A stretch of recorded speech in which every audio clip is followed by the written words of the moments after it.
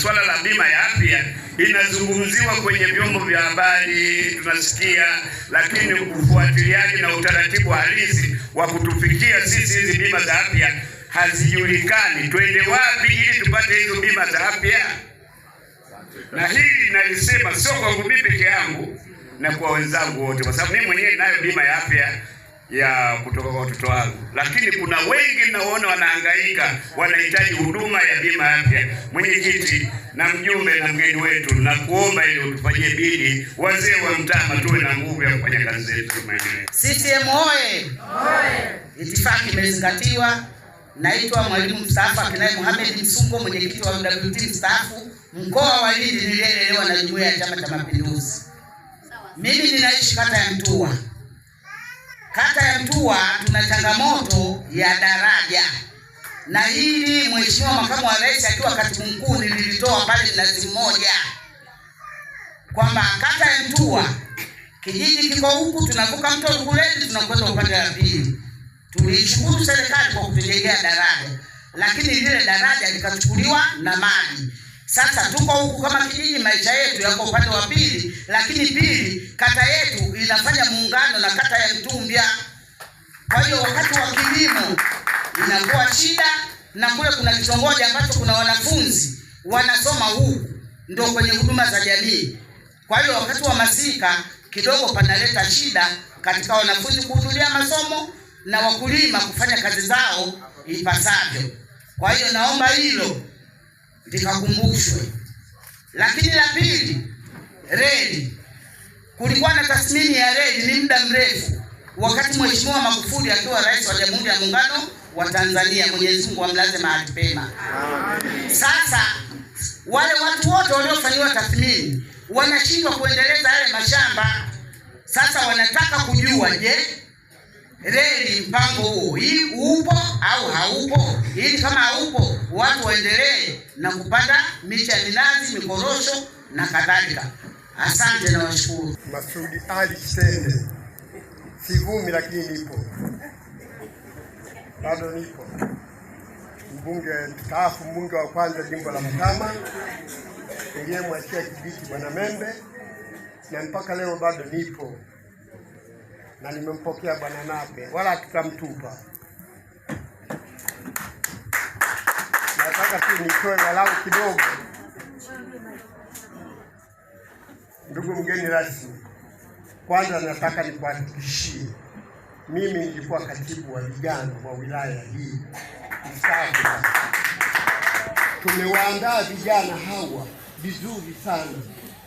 Katika mambo ya fujo hutasikia Mtama hata siku moja, na tunawapenda viongozi wetu kuanzia rais, mbunge na madiwani wetu. Hiyo ndio kazi tuliyoiandaa. Mwenyewe nilikuwa katibu wa vijana, maana mimi kijana wa zamani.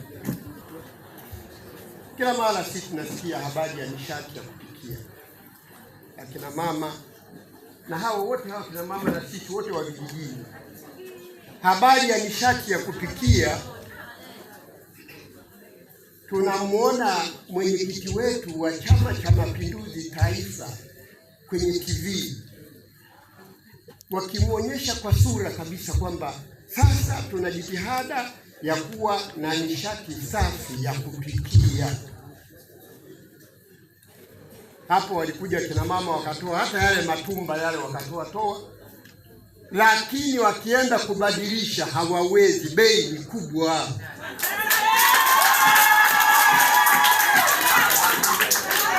Hata wale wenye pana matumba ya nishati ya kupikia wapate bei nafuu. Nishati inatoka Mtwara, mkoa wa Mtwara. Sisi wote zamani tulikuwa mkoa mmoja. Leo nishati ya kupikia gesi ukienda kubadilisha hata ukiwa na tumba shilingi 24,000, tafadhali ukakate 25. Kwa hiyo swala la mkaa limepamba moto, na matokeo yake mkoa sasa karibu utakuwa jangwa, na matokeo yake mvua hakuna. Asante. Kwa majina naitwa Salma Beno Mombo, ni mwanachama wa CCM kutoka Nyangao. Jambo la kwanza ni shukrani kwa Mama Samia Suluhu Hassan kwa miradi mingi ambayo tunaiona ndani ya Tanzania na nje ya Tanzania. Amefanya mambo mengi sana, tunayaona kwa macho, tunamshukuru sana. Lakini swala la pili ni ajira kwa vijana ambao wanamaliza chuo. Tuna vijana wengi sana wanasomeshwa, wazazi wanawasomesha kwa tabu, lakini mwisho wa siku wanakuwa mitaani, na unaweza kukuta kwenye ajira wanapata watu ajira kwa kupitia labda kujuana na kutambuana, lakini na kiufamilia na kiukoo. Lakini watoto wetu wanakaa hawapati ajira. Tunaomba mama alichukue watoto wapate ajira, hususani kwetu Mtama. Asante sana. Mawili uliyosema Mzee Chende, hili la nishati ya kupikia, ni kweli bei ni kubwa, ndio maana watu wengine wameanza kurudi kwenye, lakini kwa sasa Wizara ya Nishati, hivi tunaenda kwenye budget, moja ya jambo tunataka waliangalie ni hili. Tumewapa kina mama mitungi, wengine wamegeuza viti vya kukalia, wamegeuza miguu. Ndoto yangu nilikuwa natamani tuwe na gesi ambayo imefungwa kabisa, unawasha kama luku. Ni ndoto yangu. Sasa nalibeba, waziri wetu wa nishati Ndejembi ana mtihani mkubwa kwenye hili, pamoja na ofisi ya makamu wa rais inashughulikia mazingira. Kwa hiyo limepokelewa, jinsi wa kwanza kulisema, na mimi nalisisitiza, na kwenye taarifa yetu linaingia, kwa sababu hii taarifa inaenda kusoma kamati kuu. Kwa hiyo mjue hilo limekaa vizuri, na nitawaambia kule kuna mbunge mstaafu, mwe mnamkumbuka CCM oyee. Lakini la bei ya korosho, mimi nadhani ipo haja sasa ya waziri mpya wa kilimo Bwana Chomboro kuja kuweka kambi, kwa sababu korosho ni zao linalotubeba sana. Kwa hiyo kwa sababu kulitatua hilo, mimi siwezi kuwa na majibu. Nimefundishwa vizuri, usije ukajibu jambo likawa zito. Linahitaji wanunuzi tujue, wauzaji tujue, na wanaita wadau wote. Kuwe na kongamano moja ambalo tutakubaliana jinsi ya kwenda mbele. CCM oyee. Kwa hiyo naomba ulichukue kwamba Chomboro anatakiwa aje hapa. Sasa yule alikuwa bosi wangu, alikuwa katibu mkuu wa chama, siwezi kumwagiza kirahisi. Kwa nitamwomba aje. CCM oyee. Sasa nije bima ya afya.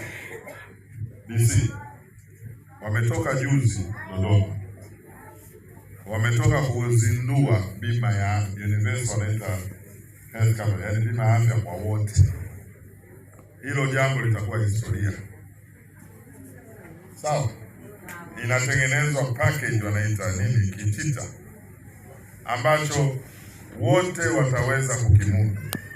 Sasa DC ana kazi moja kubwa na mkurugenzi wake kuhakikisha wanaandikisha wale wasiojiweza, ili waweze sasa kuingizwa kwenye mpango wa kulipiwa na Mama Samia. Ndio hivyo. Nimo na mimi sitoko. Kwa hiyo hilo la bima ya afya mama ametekeleza ndani ya siku 100. Litakuwa sasa, hatutaki sisi mtu afe eti kwa sababu ya kupata matibabu. Tunajenga vituo vya afya, tunafanya matibabu, tumeweka kila kitu.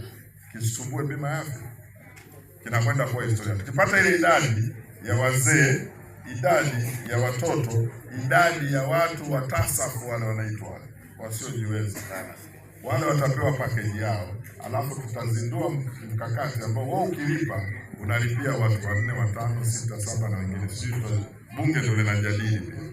CCM wa wanachuo. Ngoja nikwambie, na hili nataka niseme, wanachuo muambie kabisa, hatufundishi mtu chuoni kwenda kuajiriwa. Uendi kutafuta degree uajiriwe. Ukienda na wazo hilo utakwama. CCM oyee! Tunatakiwa tuanze kubadilika sasa hivi. Ajira zingine tunazo. Nakupa mfano, na mtoto wa kiume wa kike amemaliza mwaka gani? Yuko wapi? Anafanya nini? Kwa nini unakaa na mzazi mwenzako? Kwa nini unakaa na mzazi mwenzako? Yeye kwa nini hana kibanda cha biashara? Sio mtaji. Mtaji ana kanga ngapi? Nikienda kukagua na kanga nyingi tu. Anaweza akapata 50,000 za kuanzisha biashara ndogo. Ukaweza mtoto wako huyo akaweza kutengeneza juisi, sisi hapa tungekuwa tunanunua juisi wakati tunaondoka. Tumekuja hapa tungekuwa tunakula karanga anazouza mwanao. Ndio Baresa alivyoanza, kauza uroja. Tatizo sisi, mtoto akisoma degree tunataka asimame na degree. Mimi degree niliivua. Niko chuo, nilikuwa nabeba mizigo bandarini, nilikuwa kuli. Niko mwaka wa 2 chuo kikuu, nimenunua gari langu naendesha mwenyewe kwa kubeba mizigo ya bandarini. Sasa tatizo la watoto wetu tunawalea, soma mwanangu, ukisoma utaajiriwa. Ilikuwa ni enzi za hawa. Wananchi wachache, kazi chache.